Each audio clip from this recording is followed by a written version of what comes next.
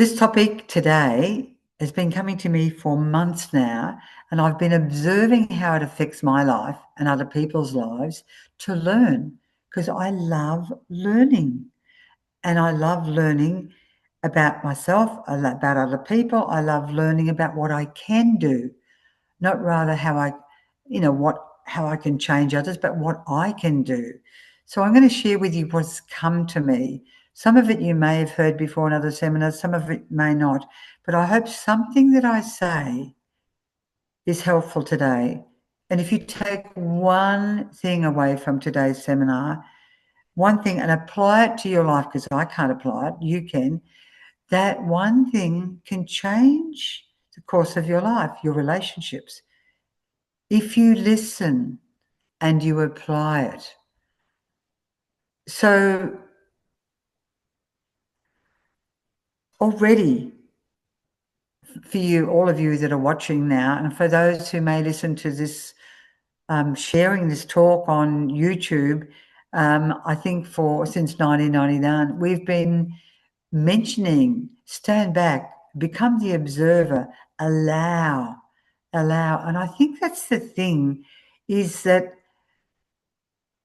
I, for years and years and years, didn't know how to stand back.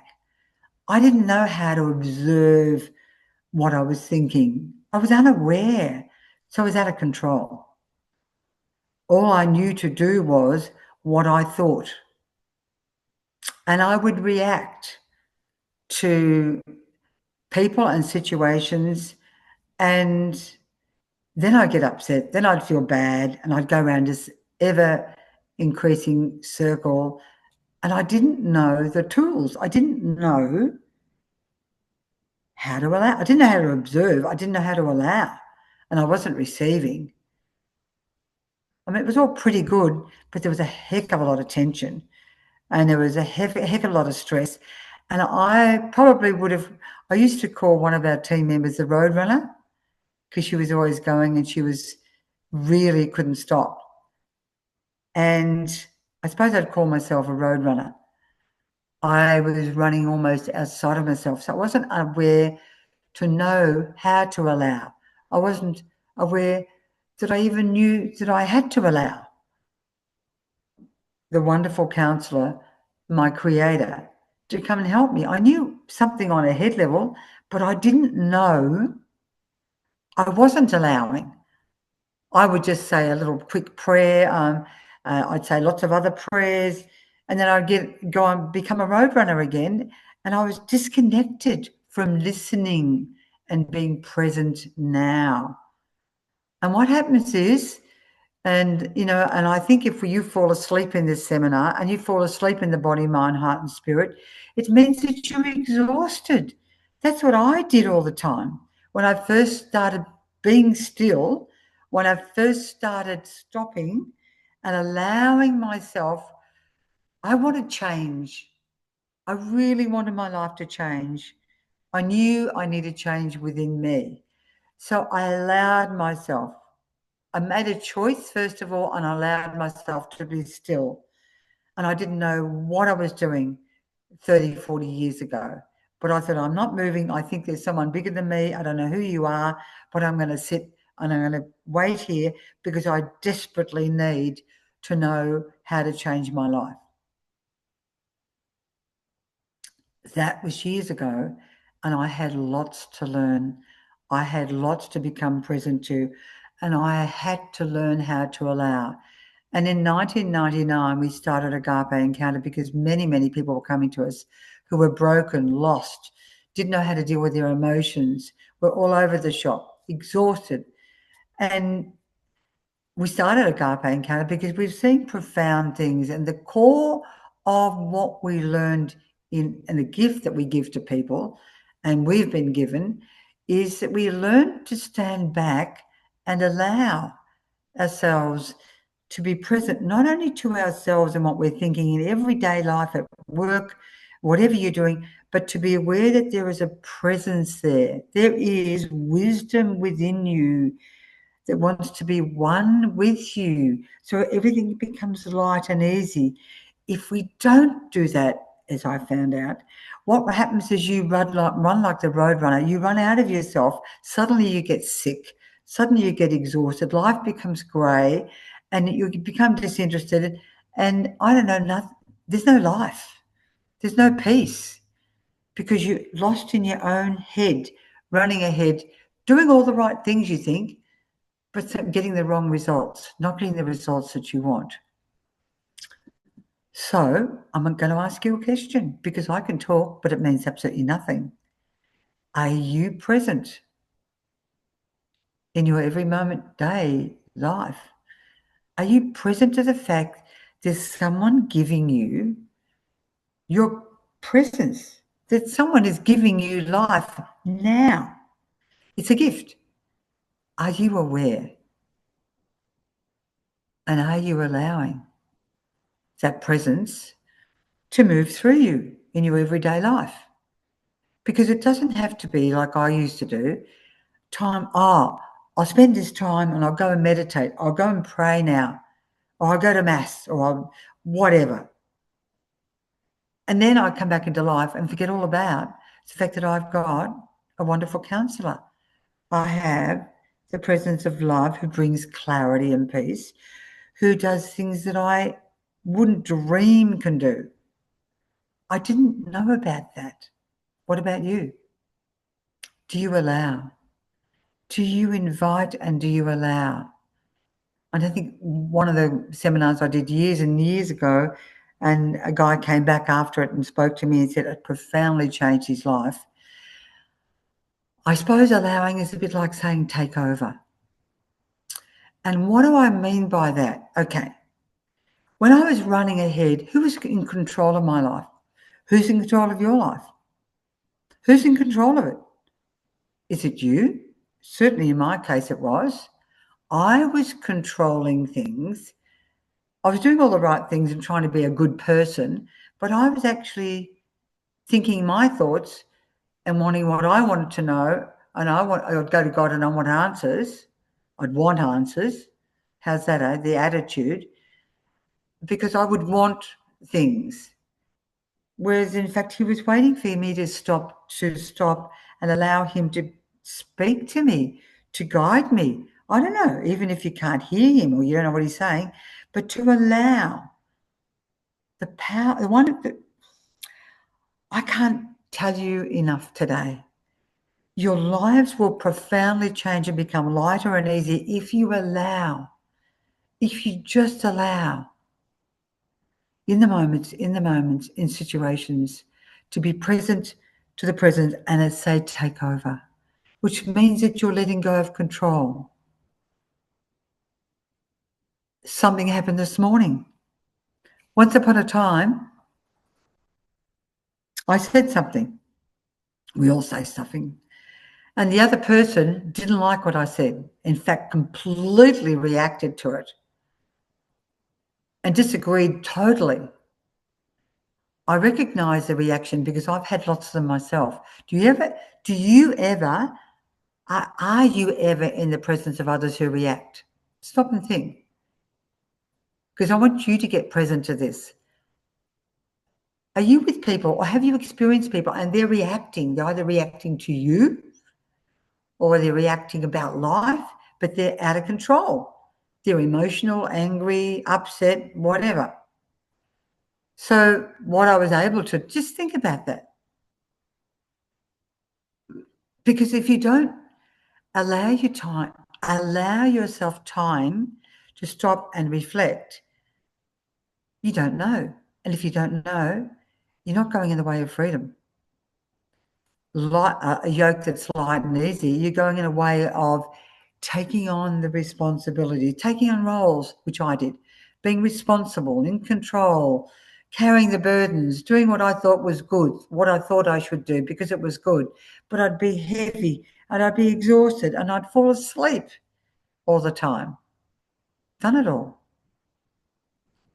But when I stopped and I allowed, like this morning, back to that story, I was able to be, because I had allowed time, being present and stopping and asking, the one who is wisdom and light and clarity and truth and leads you on the path of life, just to take over today. I was able just to see that reaction in the other person. I had no sense of judging, condemning, or anything else because I recognized it. And I started to say something and I could feel the other person arc up. Have you ever had anyone arc up with you when you say something? Yep. Yeah, you know it? So I started to arc up, and this is what happened. Because of their profound reaction to my suggestion, because it really doesn't matter what the suggestion was, the person wasn't even open to listening. The people you're thinking about open to listening?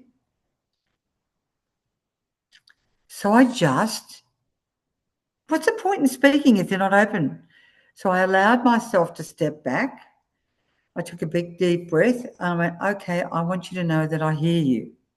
I accepted that that's where they were at, which is called respect.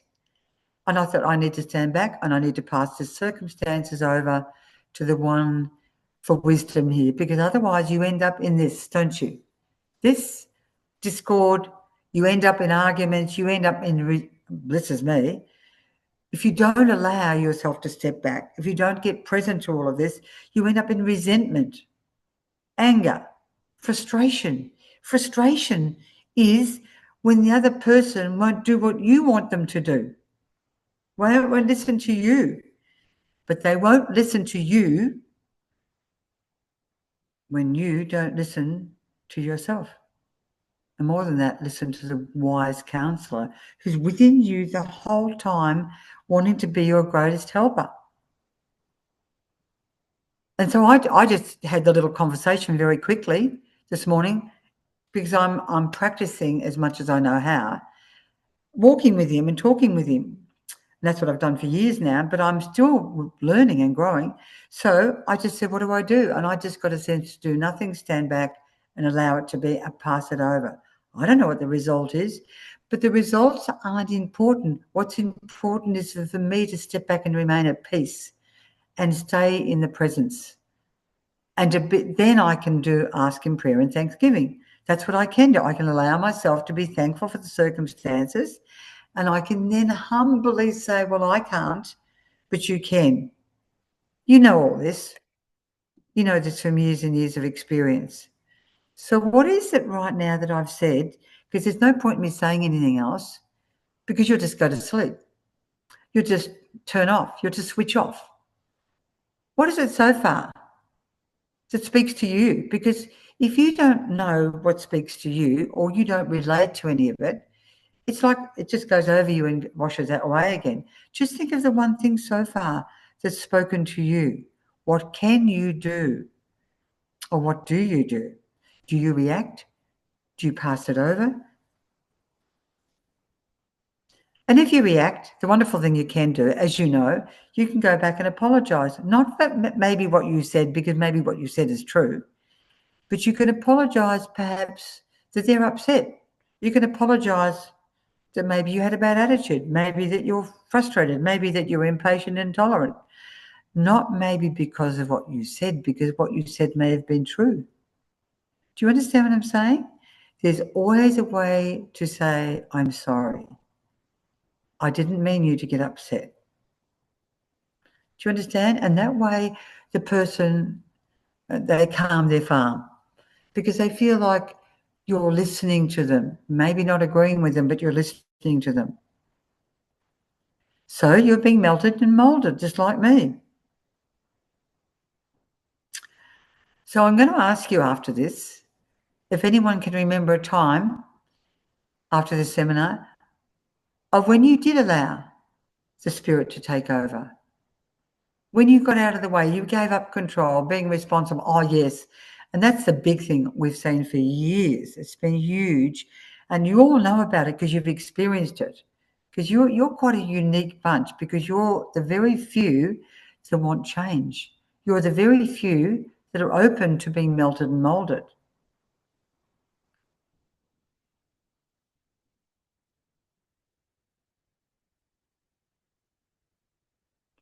I'm just stopping for a moment.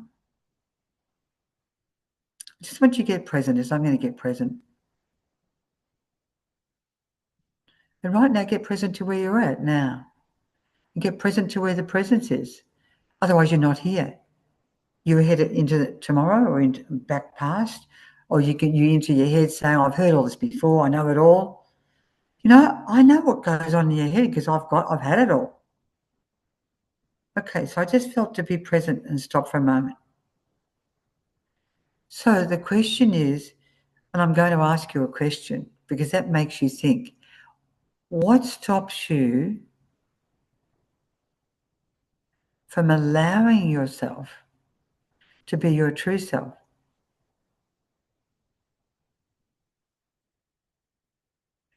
Is it because you're frightened you're going to rock the boat? Is it out of fear? Is you frightened that your relationships can break out? Is it fear-based? What stops you from being your true? Is it because you don't allow yourself to accept yourself unconditionally?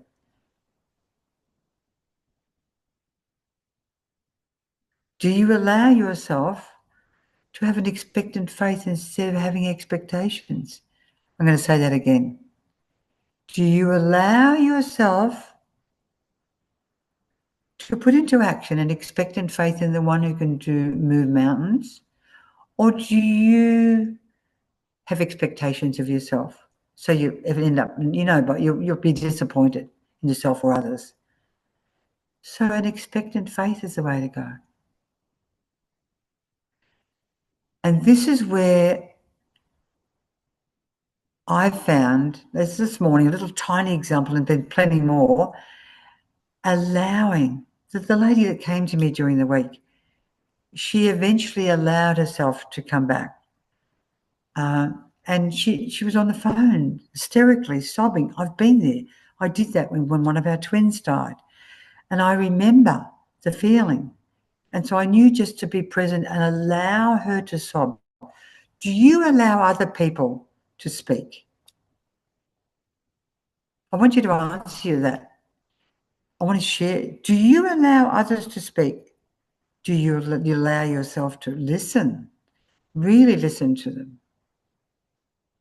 So after, as you know, and I've shared with you, as I allow that person to empty, and that's the key about this, to go to freedom, allowing equals freedom. When you allow yourself to be present, when you allow others to speak, when you allow yourself to have a voice, when you allow yourself to be your true self and to accept yourself, warts and all, and to learn and grow through it all, equals freedom. But the big thing is, and I had to learn this the hard way, do you allow others to go down the road they need to go? Do you allow them? Or do you always try and change them, as I did? Do you accept them as they are, not necessarily liking what they do and say, not agreeing with them? That's fine because you have but do you allow yourself to be you and allow them to be themselves? Do you? I had to learn all of this.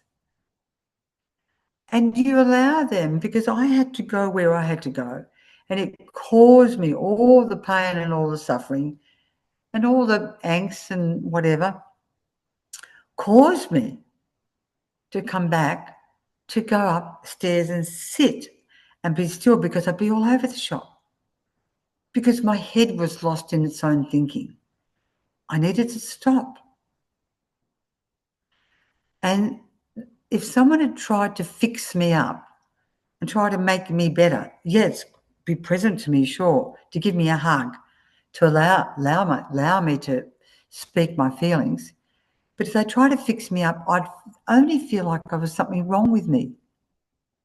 Do you hear that? When people try to fix you up, or you try to fix other people, they can actually interpret that they're not good enough. And I asked the wonderful counsellor some time ago, what am I to do with this person that's driving me, and I couldn't change, which I wasn't meant to do. I was meant to allow them to do their journey and let them go to where they need to go, to let that cause them to come back to the truth. And I said, what do I do in this circumstances with this particular person? How can I be? Do you ask how you can be with the people you're living with? Or have you fallen asleep? Or you're not present to this? I'm asking a question. Do you allow the people that you're with to be how they want to be? So long as they're not abusive, of course. And then do you allow yourself to ask the question, how can I be with this person? Do you know what happened to me? I got the words, just love them. Do you just love the people you're with that you don't necessarily like, what they're doing? I mean, obviously, you don't allow abuse. You put your hands up, you walk away till they calm. I'm talking about allowing today, but you don't allow abuse or yourself to be a victim. You don't allow yourself to be a doormat. You don't allow yourself to be responsible for other people's stuff, because I'll never learn. You're stopping them from growing. I think that's enough for today. I've got a whole heap of stuff that I've worked on here today. And remember, the way through is to stop and allow yourself to be still, to allow the wonderful counsellor to get you in touch with you. You take true responsibility for yourself as a result of that person's giving you the irrits, for this stuff that's going to happen or may happen or not happen in these situations which are so important to you. Do you allow yourself to stop and be present, to get calm, to get clarity? Do you allow that? Because that's the way I go again and again and again and again when I'm all over the shop. And I get there. It's not about me getting perfect. I'll never be perfect. I'll never get it all right. But I allow myself to stop and then practice the presence of God. And that's just little stuff. You only have to change your ways where you're actually hitting your head against a brick wall, where you're creating disharmony in your own body, where we're creating disharmony in relationships, because we're not allowing ourselves to stop and look and see and reflect and allow the wonderful counsel to show us how we can change and to deal with our feelings, our thoughts. Remember, we need to do that, the feelings, the thoughts, and the beliefs, and then let the wonderful counsellor speak his truth. And that's all on YouTube. How to deal with your feelings, how to deal with your thoughts. There's seminars in themselves. And if you don't know how, I didn't know how to start with, I just asked the wonderful counsellor. I have no idea what I'm thinking now. I have no idea what I'm feeling. But I'd allow myself to sit quietly enough instead of being the roadrunner, and be still and be present to me. How can you love someone else? How can I love anyone else if you're not loving yourself enough to be present and to be one with the one who is love? Thank you for listening. I think I've said heaps, and I've challenged you today because I love you. I've challenged you today because this is what I do with me, and I've got you thinking, hopefully, about yourself, not to judge, condemn, criticize. I'm not into all of that stuff. To make you think about what you can allow in your life. Listening, being present to yourself, others, allowing others to be others, getting out of their way. As Jesus said to me years ago, Helen, get out of the way, come up beside me, look at me, and stay focused on me, and let me do the work. And I'll put you back in there when I want you. I had to listen, otherwise I get exhausted. So I want you to be light and easy.